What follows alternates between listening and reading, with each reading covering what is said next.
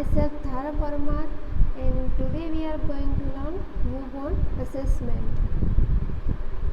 Health assessment. Assessment of the newborn as soon as possible after birth and subsequent assessment in the neonatal period are responsibility of nurse working in the hospital in the community.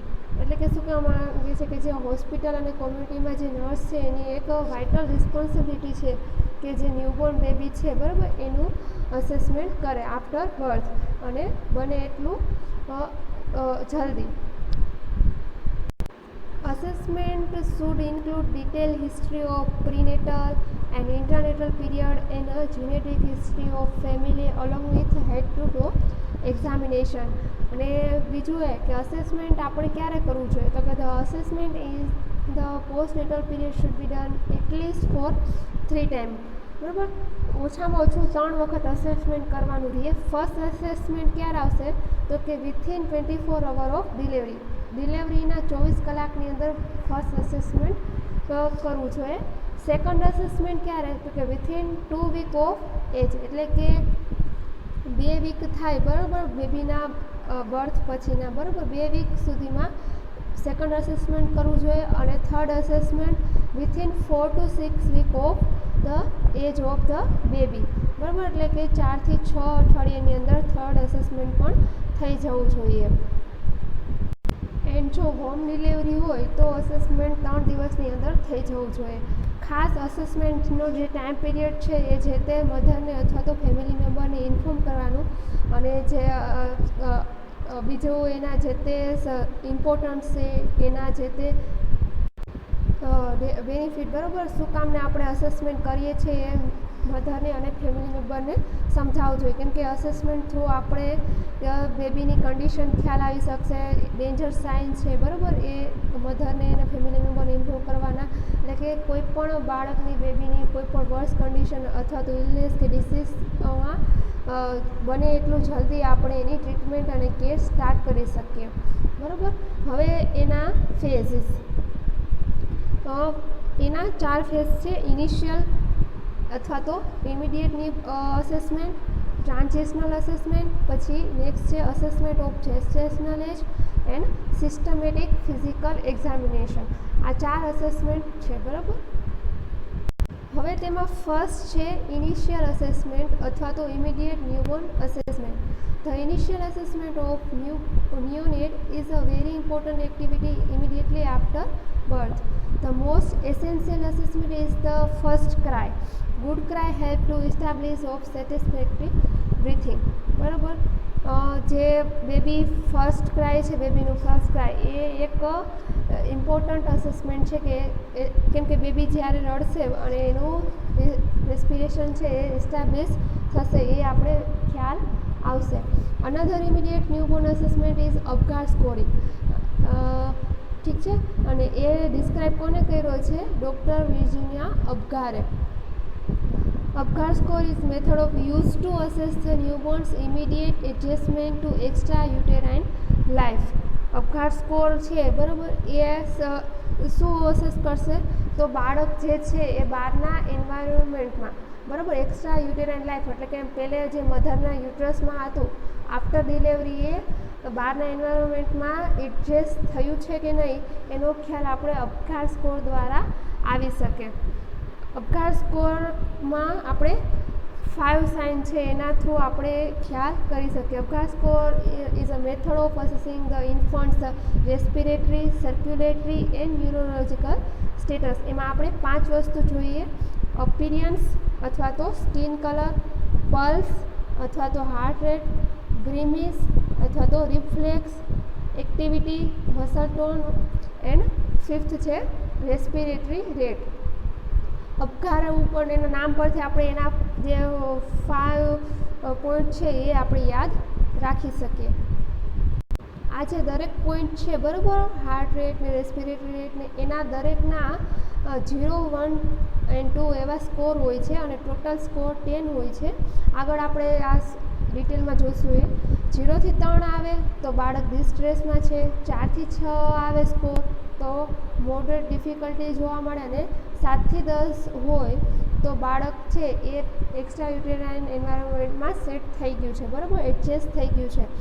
And evaluation of all 5 category are made on the 1 and 5 minute after birth. એટલે કે આ ક્યારે અપઘાત score જોવાનો હોય છે? બાળકના જન્મના 1 minute પછી અને 5 મિનિટ પછી. આ છે અપઘાત સ્કોર, બરાબર, જે આપણે બેબીના બર્થ પછી 1 મિનિટમાં અને બીજી વાર 5 મિનિટ પછી આપણે અસેસ કરવાનો હોય છે. એમાં આપણે જોયું એ ફોર એક્ટિવિટી. જો એક્ટિવિટી સાવ ના હોય બેબીની તો આપણે એને 0 પોઈન્ટ આપવાનું હોય, એબસન્ટ હોય એટલે 0 પોઈન્ટ. આર્મ અને લેગ ફ્લેક્સ જોવા મળે તો 1 પોઈન્ટ આપવાનો, અને જો બેબી એક્ટિવલી મૂવમેન્ટ કરતું હોય, બરાબર, તો એને 2 પોઈન્ટ આપવાના. પછી ચેક કરવાના પલ્સ. તો પલ્સ સાવ એબસન્ટ જ હોય તો 0 સ્કોર આપવાનો. બિલો 100 બીટ્સ પર મિનિટ હોય, બરાબર, એટલે કે 100 કરતાં ઓછા હોય તો 1 પોઈન્ટ આપવાનો, અને 100 કરતાં વધુ હોય તો આપણે એને 2 સ્કોર આપવાનો. થર્ડ છે ગ્રીમિસ અથવા તો રિફ્લેક્સ ઇરિટેબિલિટી. જો બાળક કોઈ પણ જાતનું એના ફેશિયલ એક્સપ્રેશન ના હોય, આમ સાવ, બરાબર, નો રિસ્પોન્સ કાંઈ હોય તો 0 પોઈન્ટ. ગ્રીમિસ હોય તો 1 પોઈન્ટ. અને સ્નીઝિંગ, કફિંગ, બરાબર, પુલ કોઈ એટલે જોવા મળે તો આપણે એને 2 પોઈન્ટ આપવાના. રિફ્લેક્સ પ્રેઝન્ટ હોય, બરાબર, સ્નીઝિંગ ને કફિંગ ને, તો આપણે એને 2 પોઈન્ટ આપશું. રિફ્લેક્સ આપણે આગળ જોઈશું એટલે એના થ્રુ આપણે તમને ખ્યાલ આવી જશે. ફોર્થ છે અપિયરન્સ અથવા તો સ્કિન કલર. જો બેબી કમ્પ્લીટલી આખું બ્લુ હોય, બરાબર, અથવા તો ગ્રે પેલ ઓલ ઓવર હોય તો એને 0 પોઈન્ટ આપવાના. જો બેબી એનું ટ્રંક ને, બરાબર, પિંક હોય પણ એક્સ્ટ્રીમિટી છે, બરાબર, એ મે બી બ્લુઇશ હોય, એક્રોસાઇનોસિસની કન્ડિશન કે મે બી જોવા મળે તો 1 પોઈન્ટ આપવાનો. અને આખું બોડી પિંક કલરનું હોય, બરાબર, તો એને નોર્મલી ઓવર એન્ટાયર બોડી, બરાબર, તો એ 2 પોઈન્ટ આપવાના. રેસ્પિરેશન સાવ એબસન્ટ જ હોય તો 0 પોઈન્ટ. સ્લો અને ઇરેગ્યુલર જોવા મળે તો 1 પોઈન્ટ. અને ક્રાઇંગ સાથે ગુડ રેસ્પિરેશન પ્રેઝન્ટ હોય તો 2 પોઈન્ટ આપવાના. તો આ થયા સ્કોરિંગ, બરાબર, 0, 1, 2 કેવી રીતના આપવાના ખ્યાલ આવી ગયો. ટોટલ સ્કોર 10 હોય, બરાબર. અને આ સ્લાઇડ જોઈએ એમાં 0 થી 3 આવે તો એ ડિસ્ટ્રેસ હોય. 7 થી 10 વચ્ચે આપણે આ સ્કોર આવે તો જે તે બાળક છે એ એક્સ્ટ્રા યુટેરાઇન લાઈફમાં એડજસ્ટ થઈ ગયું છે, બરાબર. જો 4 થી 6ની વચ્ચે આવે તો બેબીમાં માઇલ્ડ ડિપ્રેશનની કન્ડિશન પ્રેઝન્ટ છે એવું આપણે જોવાનું, અને બેબીને કેરની જરૂર છે. અને 0 થી 3માં આવે તો બેબી સિવિયર ડિપ્રેશનમાં છે, એને ઇમિડિયેટ, બરાબર, રિસસિટેશનની કેર ને એની જરૂરત પડે છે. Transitional assessment. Transitional assessment during the period of reactivity. First period of reactivity 6 to 8 hours after birth.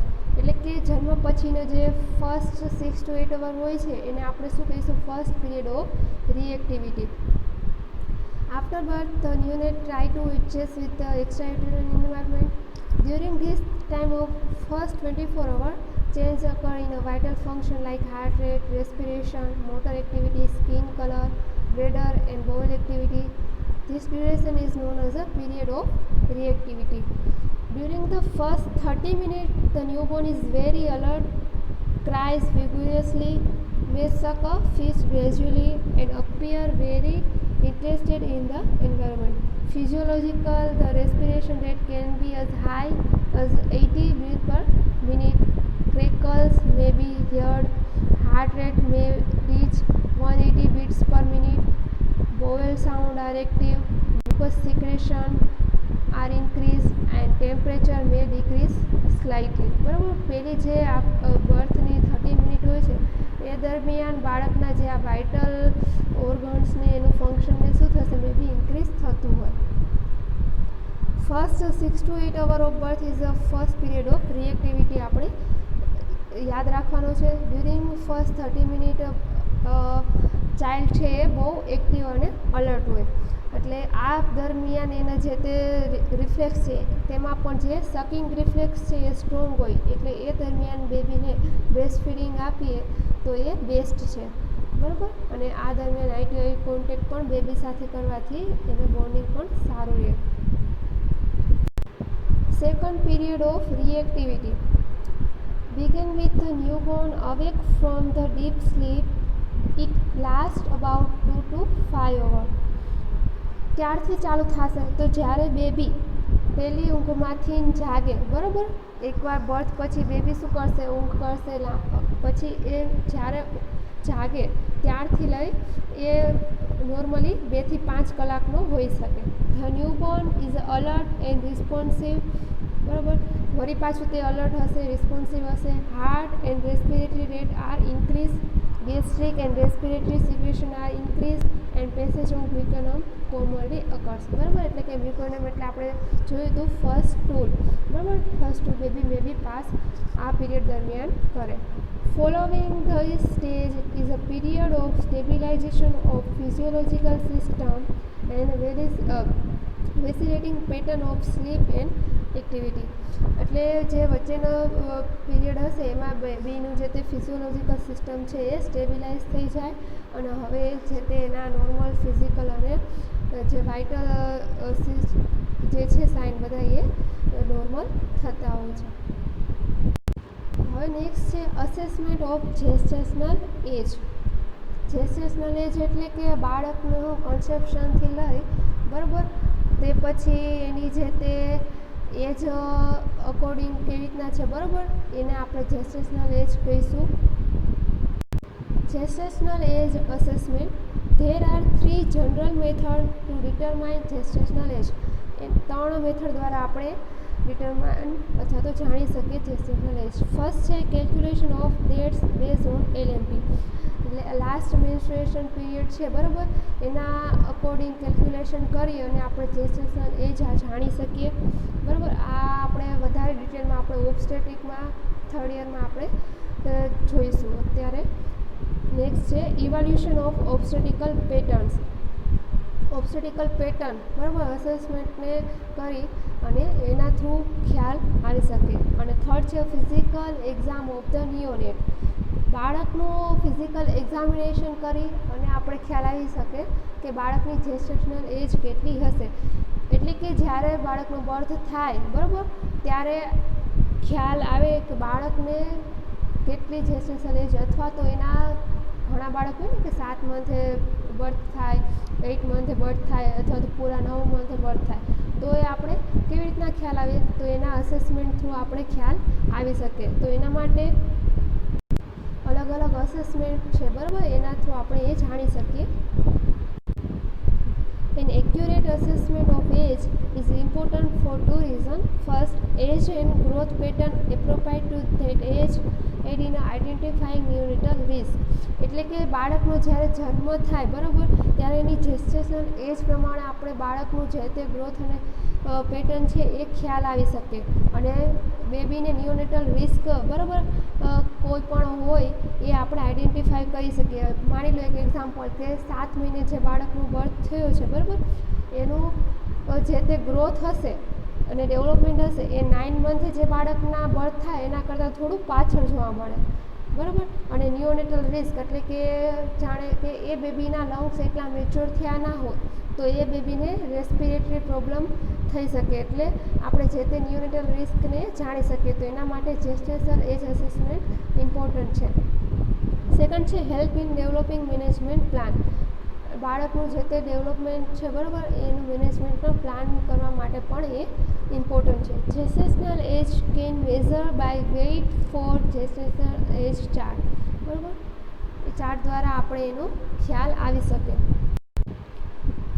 Gestational age, number of weeks that have elapsed since the first day of the last menstruation period to the time of birth. જેસ્ટેશનલ એજ આપણે કેવી રીતના ગણીશું? તો કે number of week ગણવાના રહે, બરાબર. ક્યારથી લઈએ? તો કે જે લાસ્ટ મેન્સ્ટ્રુએશન પીરિયડની ફર્સ્ટ ડે હોય, બરાબર, ત્યારથી લઈ અને જે બર્થ ટાઈમ છે ત્યાં સુધીનો. This is usually retrieved from mother's antenatal history.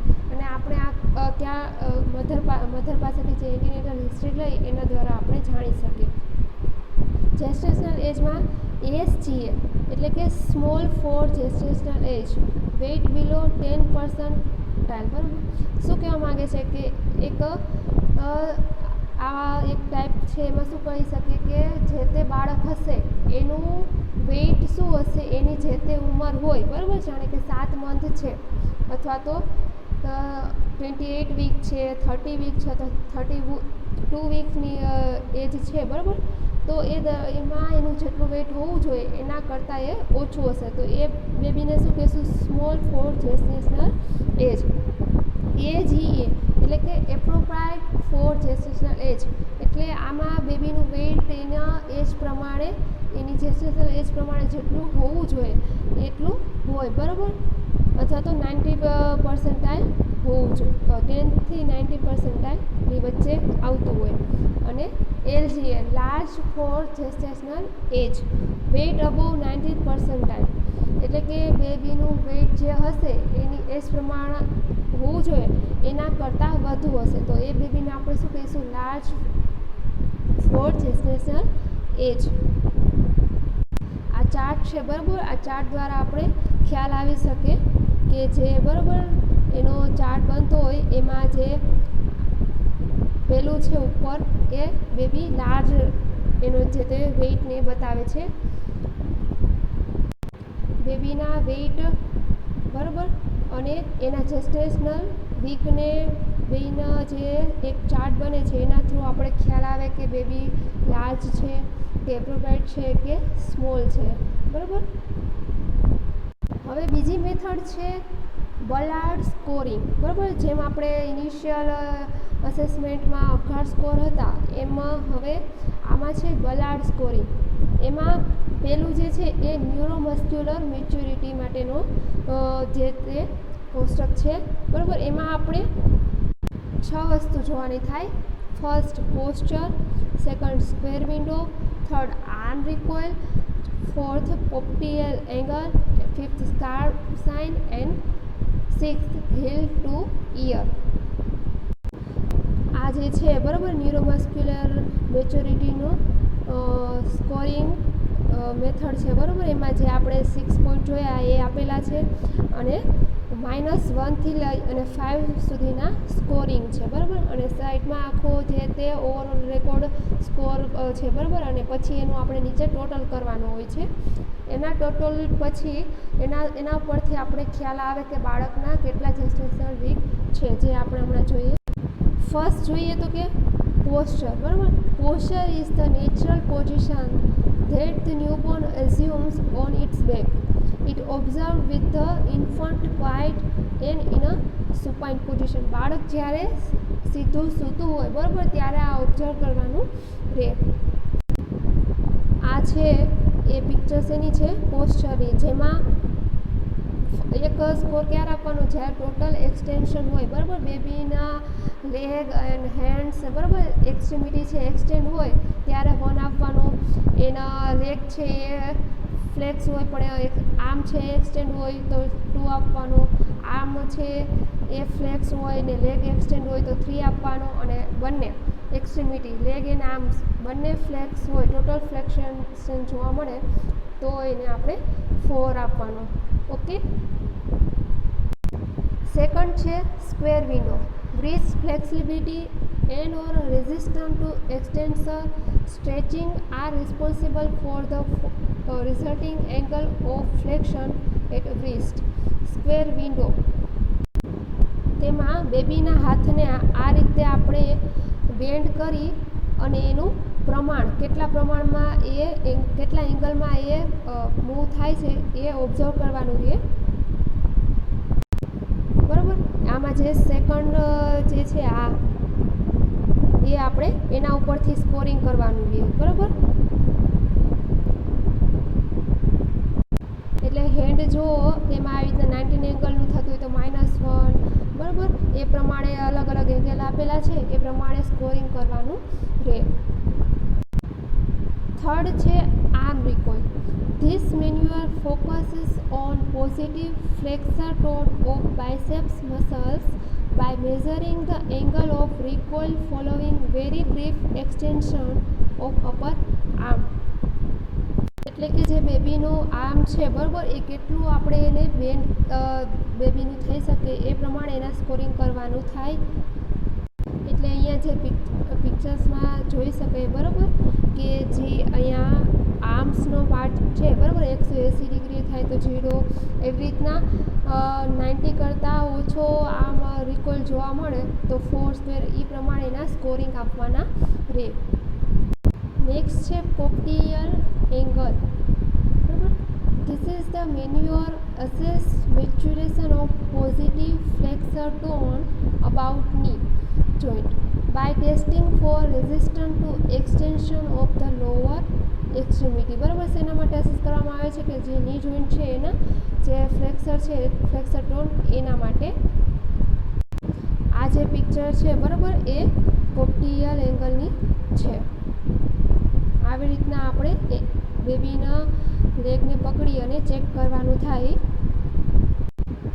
આવી રીતના એમાં સ્કોરિંગ કરવાનું થાય, જે પ્રમાણે બેબીનો લેગ જોવા મળે એ પ્રમાણે. બરાબર, પિક્ચર ક્લિયર ના દેખાય તો આપણી ટેક્સ્ટ બુકમાં પાછળ જે અપેન્ડિક્સ છે તેમાં બલાર્ડ સ્કોરનું આપેલું છે પિક્ચર બરાબર, એમાં જોઈ લેવું. નેક્સ્ટ છે scarf sign. In the supine position, hold the baby's elbow and move the arm across the midline of the chest toward the opposite side. એટલે કે આમાં બેબીનું જે હેન્ડ છે બરાબર, એલ્બોને પકડી અને એની ઓપોઝિટ સાઈડ એને શું કરવાનું, મૂવ કરવાનું, જે પિક્ચરમાં બતાવ્યું છે એ રીતે. આ રીતે જેટલું પ્રમાણમાં મૂવમેન્ટ થાય એ પ્રમાણે એના સ્કોર કરવાના રહે. નેક્સ્ટ છે heel to ear. This maneuver assess hip flexibility in infant. બરાબર, આ મેન્યુઅર થ્રુ આપણે હિપની ફ્લેક્સિબિલિટી જોઈ શકીએ. બરાબર, જો અહીંયા તે પિક્ચરમાં બતાવેલ છે એ રીતે ચેક કરવાનું થાય. જેટલા પ્રમાણમાં જોવા મળે બરાબર પિક્ચર પ્રમાણે, એ પ્રમાણે સ્કોર આપવાના રહે. તો આ 6 પોઈન્ટ હતા, જે હતા ન્યુરોમસ્ક્યુલર મેચ્યોરિટી, જેના આપણે જે તે પોસ્ચર ને બરાબર એ પ્રમાણે આપણે સાઈડમાં સ્કોર જે થાય એ લખવાના થાય, અને પછી ટોટલ સ્કોર લખવાનો થાય. પછી જે બલાર્ડ સ્કોર છે એ ફિઝિકલ મેચ્યોરિટીના ક્રાઇટેરિયા છે. એમાં આપણે કયા કયા પોઈન્ટ એડ કરશું જોશું. તો એમાં આપણે અસેસ કરશું સ્કિન, લેન્યુગો બરાબર. લેન્યુગો એટલે આપણે ખ્યાલ છે કે ફાઇન બરાબર સ્મોલ હેર જે બાળકની સ્કિન ઉપર પ્રેઝન્ટ હોય. પાલ્મર સરફેસ બરાબર, હાથની સરફેસ. પછી breast, eye and ear and genitalia. આટલું આપણે ફિઝિકલ મેચ્યોરિટી માટે અસેસ કરવાનું રહે. તો એમાં ફર્સ્ટ છે skin. Scoring in this category is based on the palpation and visual inspection. Skin texture, transparency, relative thickness, flaking and peeling of epidermis is noted. સ્કિનમાં આટલી બધી વસ્તુ જોવાની થાય. આમાં આપેલું જ છે સ્પેસિફિક સ્કિનમાં જે પ્રમાણે આપણે જોવા મળે બરાબર, એ પ્રમાણે આપણે એને સ્કોર આપવાનું થાય. બરાબર. નેક્સ્ટ છે લેન્યુગો. લેન્યુગો is the fine hair seen mostly on the back and arms of premature infants. It is eventually thins out in the lumbar region and disappears. હવે લેન્યુગોમાં શું જોવાનું, આ રીતે લેન્યુગોમાં જોવાનું રહે. એમાં જે પણ કન્ડિશન પ્રેઝન્ટ હોય એ પ્રમાણે એમાં સ્કોર કરવાનો રહેશે. થર્ડ છે પાલ્મર સરફેસ બરાબર. Creases on the sole of both feet are scored according to the extent to which the creases cover the surface of sole. એટલે જે ક્રિસીસ છે એ કેવી રીતના કેટલા પ્રમાણમાં જોવા મળે એના ઉપરથી સ્કોરિંગ કરવાનું હોય છે બરાબર. નેક્સ્ટ છે breast. Breast tissue is approximated by gently measuring the tissues present on the infants using the measuring tape in a millimeter. મિલીમીટરમાં જે બ્રેસ્ટ ટીસ્યુ પ્રેઝન્ટ હોય એને મેઝર કરવાના હોય. અહીંયા આપેલ છે બરાબર, એ પ્રમાણે ડાયામીટર જેટલા પ્રમાણમાં ડાયામીટરને બર્ડની પ્રેઝન્ટ હોય બરાબર, એ પ્રમાણે એને સ્કોર કરવાના થશે. નેક્સ્ટ છે eye and ears. Eyelid should be open easily in a mature infants. Ear are inspect for curving the pinna and palpate for any determination of thickness of cartilage. આઈ અને ઇયરમાં બરાબર જે તે આઈલિડ છે એ આઈ કેવી રીતના ઓપન કરે છે બરાબર, અને પીનાને ફ્લેટ છે કે કેવી રીતના છે એનું જે તે શેપ છે એ બધું જોઈ અને એ પ્રમાણે સ્કોરિંગ કરવામાં આવે છે. નેક્સ્ટ છે જનાઇટેલિયા. મેલમાં the testes are descended into the scrotum. Deep creases are gradually developed on the scrotum as the infant more mature. And female assessed for covering of the clitoris and size of the labia majora and minora. The distance between age of labia majora and minora. Genitalia check કરવાના મેલમાં scrotum અને ફિમેલમાં જે લેબિયા મેજોરા છે એ લેબિયા માઇનોરાને cover કરે છે કે નહીં એનું પ્રમાણ. જે લાસ્ટ લાઇન છે બરાબર એમાં એ પ્રમાણે આપણે ખ્યાલ આ છે એ ફિમેલ માટેનું જે તે સ્કોરિંગ છે, અને ઉપર આ જે છે એ મેલ માટેને સ્કોરિંગ છે બરાબર. એટલે મેલ બેબી હોય તો એમાં એ પોઈન્ટ પ્રમાણે જોઈ અને સ્કોર કરવાના થાય. તો આ જે કોષ્ટક હતું એ શેના માટે હતું? ફિઝિકલ મેચ્યોરિટી માટે. અને જે તે સ્કોર આવે એ સાઈડમાં રેકોર્ડ કરવાના થાય અને એનું ટોટલ કરવાનું થાય. હવે જે તમે સ્કોર આવે બરાબર અને જે ટોટલ સ્કોર થાય એ આપણે શું અહીંયા જે આ રેટિંગ આપેલું છે એના ઉપરથી આપણે જે તે બાળકની જેસ્ટેશન એજ ખ્યાલ આવે બરાબર. જો -10 હોય તો 20 વીકનું બેબી હોય, એ રીતના 0 હોય તો 24 વીકનું, 5 હોય તો 26 વીકનું, એ રીતના 50 સુધીનો જે તે સ્કોર છે તો 44 વીકનું, 40 સ્કોર આવે તો 40 વીકનું બેબી છે એ પ્રમાણે આપણે ખ્યાલ આવે. તો આ થયું જેસ્ટેશનલ અસેસમેન્ટ માટેનું બલાર્ડ સ્કોર બરાબર. આમાં ખાલી બેઝિક પોઈન્ટ યાદ રાખશો તો ચાલશે.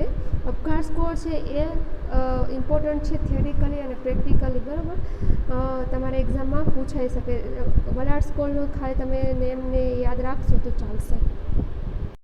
તો આ હતું અસેસમેન્ટ. હવે નેક્સ્ટ અસેસમેન્ટ છે એ ફિઝિકલ એક્ઝામિનેશન છે બરાબર. કમ્પ્લીટલી હેડ ટુ ટો બરાબર. એમાં વાઇટલ સાઇન ને એ બધું આપણે ચેક કરવાનું થશે. એ હું તમને જે આપણે ઓનલાઈન લાઈવ ક્લાસ લેશું એમાં હું તમને એક્સપ્લેન કરીશ, ડેમોન્સ્ટ્રેટ કરીશ બરાબર. એટલે તમને સારી રીતે